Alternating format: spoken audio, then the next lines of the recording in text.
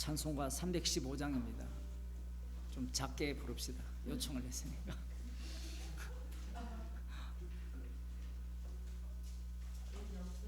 316장입니다. 316장.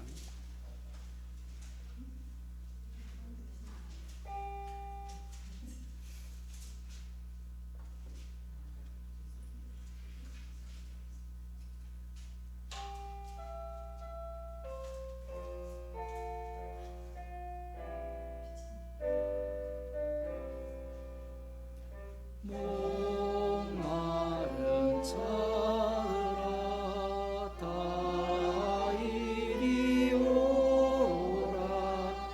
이곳에 중생 흐르도다. 힘쓰고 예수님 없을지라도 이 셈에 오면 다 마시겠네.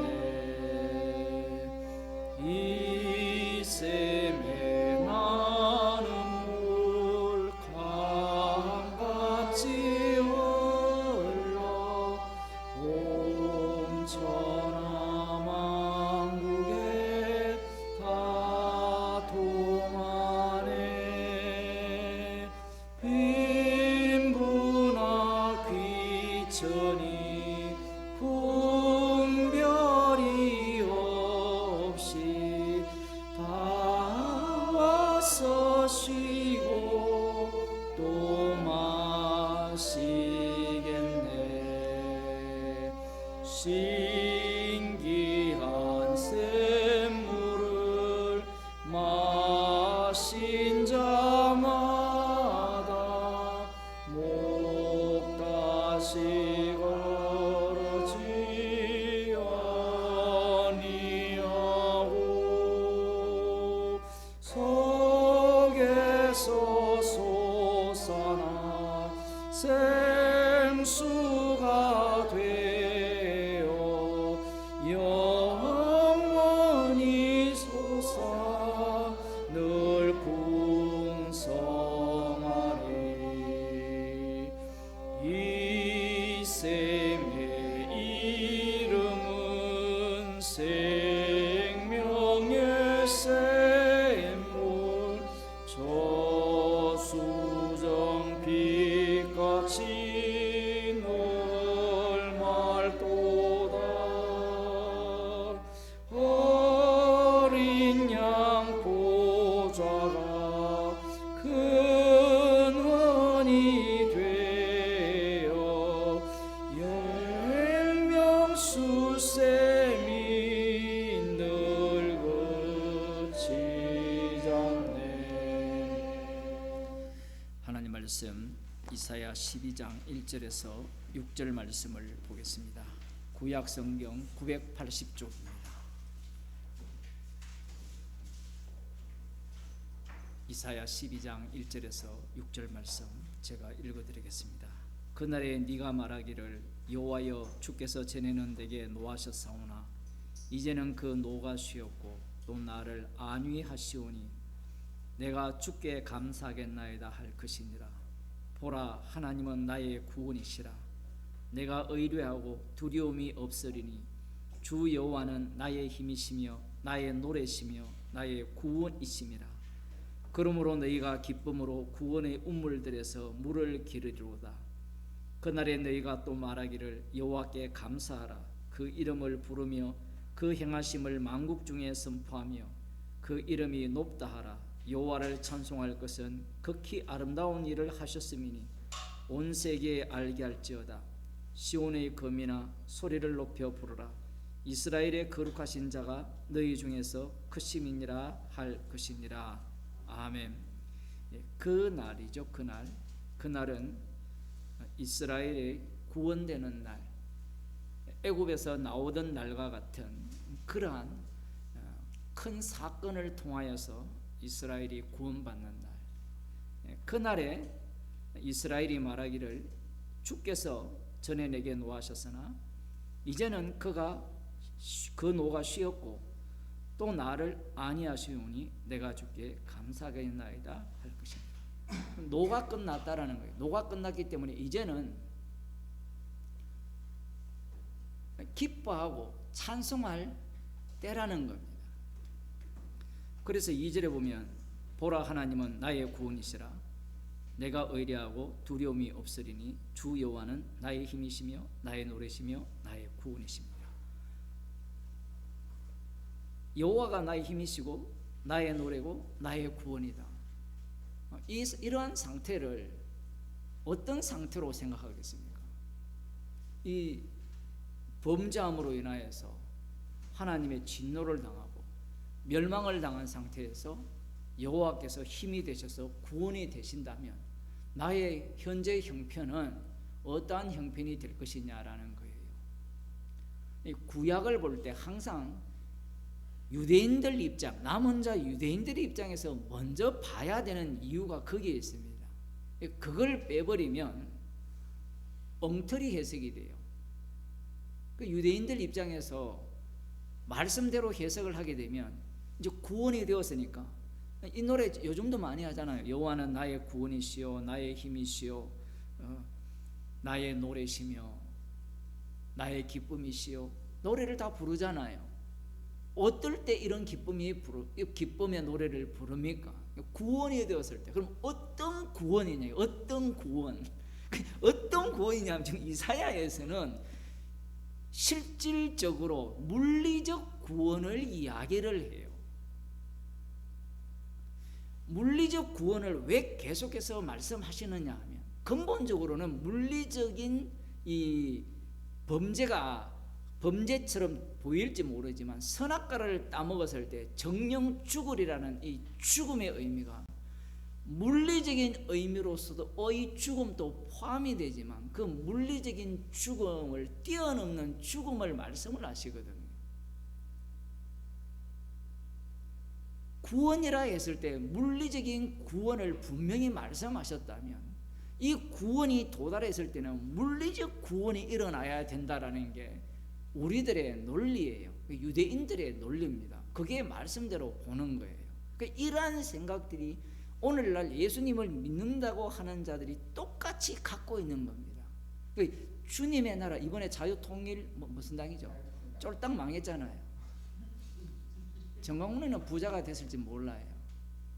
공천 하나 주는데 30억? 진짜인지 모르지만 뉴스에 나왔으니까. 안 보는 뉴스야. 메이저 뉴스 말고.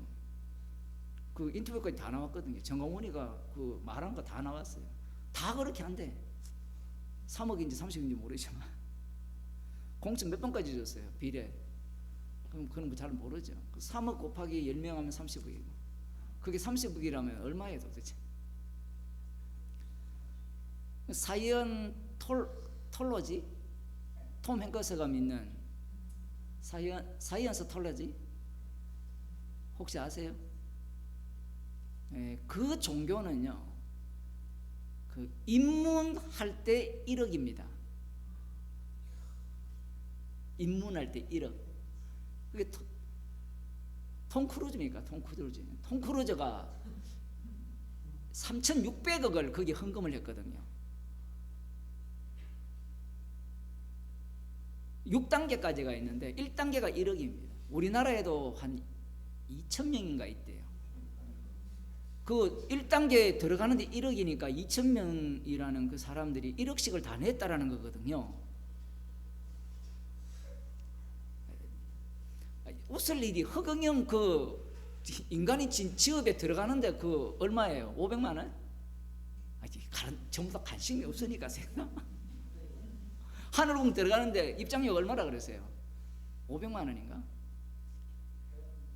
그게 통하는 이유가 있어요. 그게 인간들의 이 구원이라고 했을 때 이스라엘의 구원이 물리적 구원이잖아요. 그러니까 물리적 구원은 물리적인 어떤 행위를 통해서 구원을 얻을 수 있다라는 그런 생각을 이스라엘 백성도 갖고 있지만 모든 이방인이 다 갖고 있는 겁니다. 다 갖고 있어요. 나의 힘, 나의 노래, 나의 구원이라 했을 때 이 나라는 것이 예수님에게로 오게 되면 나를 부정한 나여야 되는데 오늘날 예수 믿는 사람들은 이 나의 자기 긍정, 자기 위로, 사실 그렇게 해야 신이 나거든요. 유대교가 돼야 신이 나요. 이슬람 사람들이 왜 목숨을 이렇게 극단주의자를 하는데 가장 극단주의자가 이게 예수 믿는 사람들이에요. 서대반 집사님보다 극단주의가 없거든요. 그 정반대로 극단주의죠. 죽이라, 끝. 이거 이슬람은 지가 죽이려고 덤벼드는 거고. 여호와는 나의 힘이라 했을 때 물리적인 이 구원을 왜 구약에서 계속해서 말씀하는가 하면 모든 인간이 물리적 구원을 꿈꾸기 때문에 그래요. 물리적 구원의 최종적인 자리는 11장에도 나오지만 에덴 동산이에요. 에덴 동산과 같은 그 세계를 꿈꾸는 겁니다. 우리도 그 세계를 꿈꾸잖아요. 편안한 가정을 원하지 않습니까? 편안한 가정, 평안한 국가. 평안한 국가를 원해가지고 투표를 해서 민주당이 얼마였어요? 100 얼마? 그것도 코미디죠. 그 반대쪽에 국민의힘 우리 찍은 분들 계시죠? 화가 엄청 났어 지금. 왜? 김포가 서울에 편입돼야 되는데 지금 민주당이 되고 편입이 안 됐어요. 목련꽃이 피면 편입된다 했는데 그 말도 안 되는 소리를 한 건데 사람들을 현혹하는 거거든요. 현혹을 해가지고 사람의 기쁨을 이렇게 갖고 와가지고 표를 얻어서 자기의 권력을 행사하고자 하는데 그 투표할 때 한번 보세요. 90도 숙이던 그 허리가 어디로 갑니까 다? 그러한 모든 것들이 이 유대교와 똑같습니다. 그 좋은 정치인을 뽑으면 민주당이 그 승리를 하면 새로운 세계가 열릴 것이라는 망상을 버려야 됩니다. 대통령이 바뀌면 새로운 세상이 될까요? 악마가 다스리는 세상밖에 안 돼요. 이 세상 권세 자체가 그 세계인데 문제는 유대인들이 이 하나님의 언약을 받고 범죄했을 때 하나님의 약속이라는 내용을 들여다보면 하나님의 구원을 말씀하시고 이 물리적 구원이야말로 그들이 기다리는 구원, 그 구원의 모습은 이렇게 나오죠. 3절에 그러므로 너희가 기쁨으로 구원의 우물들에서 물을 기르리로다. 이건 그냥 비유잖아요. 구원의 우물들에서 물을 기르리로다. 비유니까 메시아가 와버리면 우물이 필요 없습니까? 필요 있습니까? 없습니까? 없잖아요. 메시아 자체. 그러면 그 메시아가 구원의 우물이라고 이렇게 비유할 수도 있겠습니다만은 이 말씀을 어떻게 십자가와 연결시키겠느냐 이 얘기예요. 오히려 이 구원의 우물물을 비유라고 하고 언유라고 하고 차라리 이 언유를 갖고 정말 메시아 왕국을 하나님께서 물리적인 왕국을 약속한다 이렇게 해석하는 게 더 맞잖아요. 그런데 주님은 그렇게 말씀하지 않습니다. 왜냐하면 인간 세계 자체가 선악과를 먹은 이후에 자기 몸 중심으로 사고하기 때문에 그래요. 이 몸은 항상 어디 중심입니까? 저주받은 땅 중심으로 살아가게 돼 있어요. 그래서 이런 약속을 하더라도 이 인간들은 이 약속이 물리적인 약속이라고 여기지 영적인 약속으로 생각하지 않습니다. 그 영적인 것이 진짜거든요. 진짜 세계. 근데 우리는 물리적인 세계가 진짜라고 생각한단 말이에요. 그 생각을 말씀을 통해서 이스라엘의 죄악을 드러내면서 보여주는 겁니다. 요한복음 4장을 보겠습니다. 예수님께서 이 예루살렘 그쪽에서 갈릴리로 가실 때 사마리아를 통행하여 의도적으로 지나가시는데 우물가에 한 여인이 물 길러 왔어요. 8절에 보면 7절 때가 제6시쯤 되었더라. 사마리아 여자 하나가 물을 길러 왔으며 예수께서 물을 좀 달라 하시니 8절 이는 제자들이 먹을 것을 사러 동네에 들어갔습니다. 사마리아 여자가 가로되 당신은 유대인으로서 어찌하여 사마리아 여자 나에게 물을 달라 하나이까 하니 이는 유대인이 사마리아인과 상종치 아니함이더라. 자, 여기까지는 물이 물리적 물입니다. H2O. 그 물을 달라고 예수님이 말씀하셨어요. 그런데 10절에 예수께서 대답하여 가라사대 네가 만일 하나님의 선물과 또 네게 물 좀 달라 네가 누구인 줄 알았다면 네가 그에게 구하였을 것이요 그가 생수를 네게 주었으리라. 여기에서 생수는 물리적 생수입니까? 아니면 다른 생수입니까? 처음에 출발은 물리적인 물을 갖고 출발을 했는데 예수님을 경유해버리면 생수가 물리적 물이 아닌 것이 돼요. 물리적 물이 아닌 것을 인간이 알아들을 수 있느냐 할 때는 못 알아듣습니다.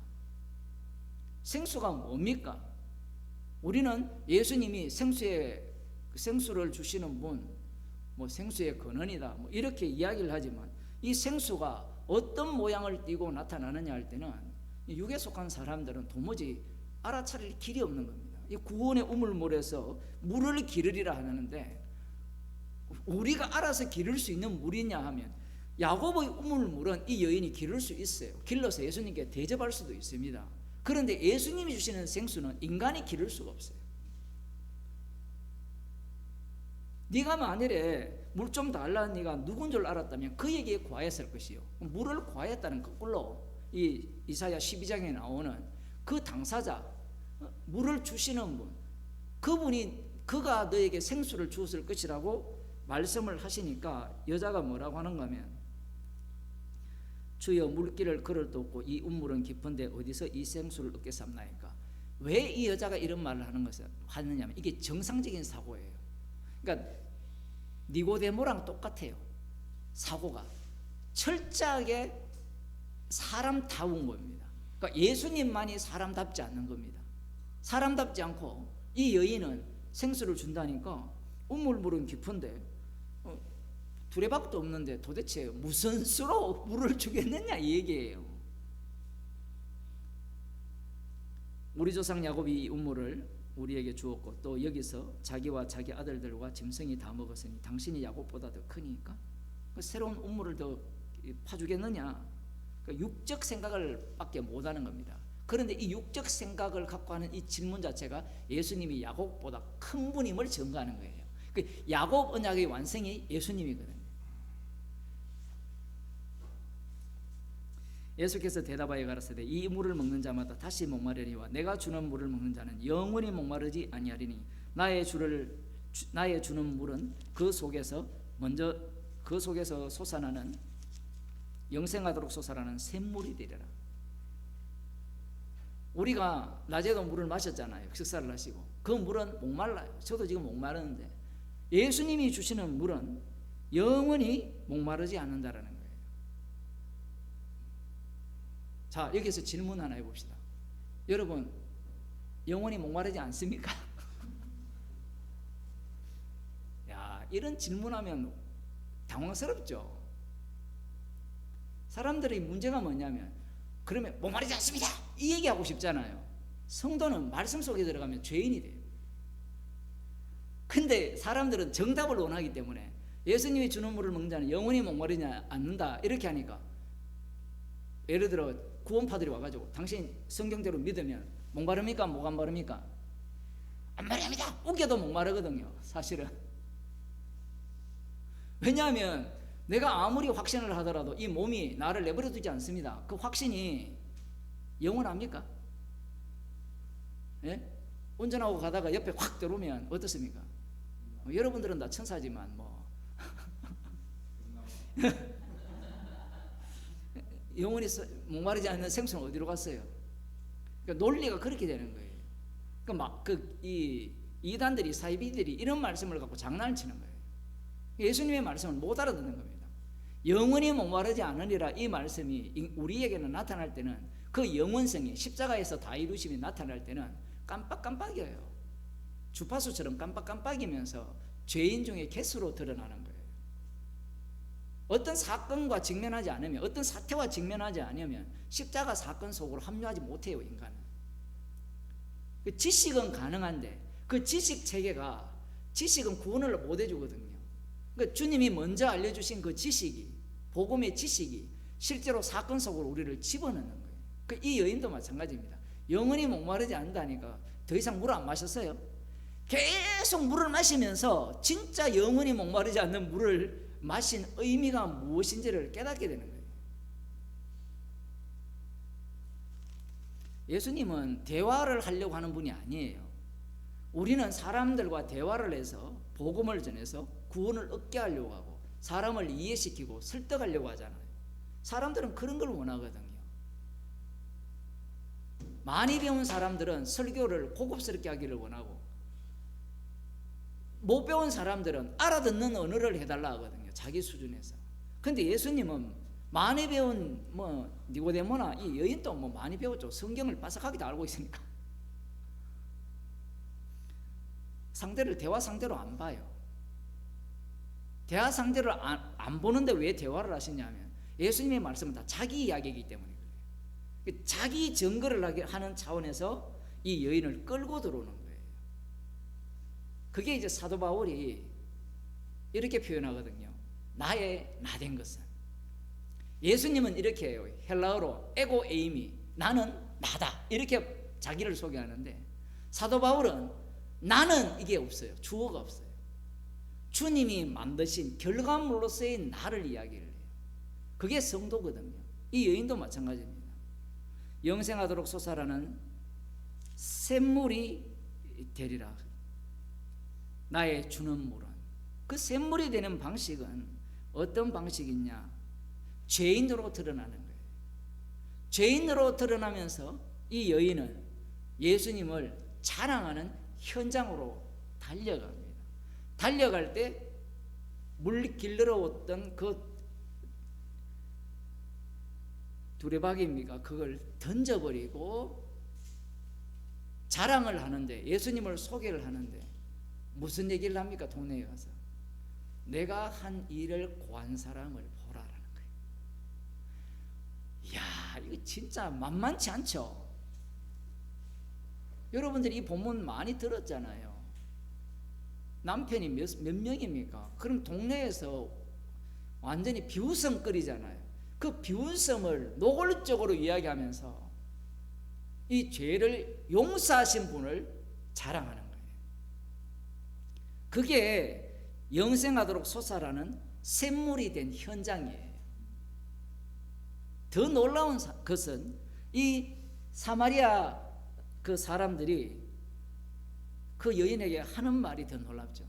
이제 우리가 예수님을 믿는 것은 네 말 때문이 아니고 우리가 직접 들었기 때문이다, 이렇게 말을 해요. 그 영생하도록 이 솟아나는 샘물을 받은 자는 자기가 부정되는 기쁨을 느끼는 겁니다. 우리는 이렇거든요. 예를 들어 제 예를 들게요. 제가 만일에 복음을 전했으면, 복음을 전했으니까 그 복음을 전한 결과가 있기를 바라잖아요. 우리 성도들도 마찬가지일 거예요. 뭔가를 했으면 결과가 있기를 바라는데, 희한하게도 성도를 주님이 만든데 새롭게 만들어진 건 성도에 의해서 내가 부정되는 그런 현장이 지금 영생하도록 솟아라는 샘물을 마신 자예요. 그걸 이사야 12장에서는 이렇게 표현하죠. 다시 읽어드리면, 너희가 기쁨으로 구원의 우물을 들여서 물을 기리로다. 도대체 무엇이 기쁨이냐라는 거예요. 십자가 앞에서 죄인으로 드러나는 게. 참 이건 받은 자만 아는 기쁨이죠. 우리가 이걸 물리적으로 생각하는 사람들은 이 영생하도록 솟아나는 물, 나중에 요한복음 7장입니까? 거기에 가면 그 배에서 이 솟아나는 샘물이 되리라, 이런 표현도 나오는데, 그러한 말씀들의 그 의미가 우리가 생각하는 것과는 정반대라는 거예요. 기도하겠습니다. 주님께서 영생하도록 솟아나는 샘물이 되셨기에 우리들을 날마다 십자가 앞에서 죄인으로 드러나게 하시고 용서하심의 은혜의 깊이를 알아가게 하심을 감사드립니다. 우리의 육은 물리적인 기쁨의 샘물을 요구하지만 주님께서는 날마다 이것들을 부인시키시고 십자가의 피로 말미암아 이미 저희들에게 다 주신 그 은혜의 샘물을 날마다 맛보는 것으로 감사하는 주의 백성이 되게 하여 주옵소서. 예수님 이름으로 기도드리옵나이다. 아멘. 하늘에 계신 우리 아버지의 이름이 거룩히 여겨지시고 나라의 것이요 뜻이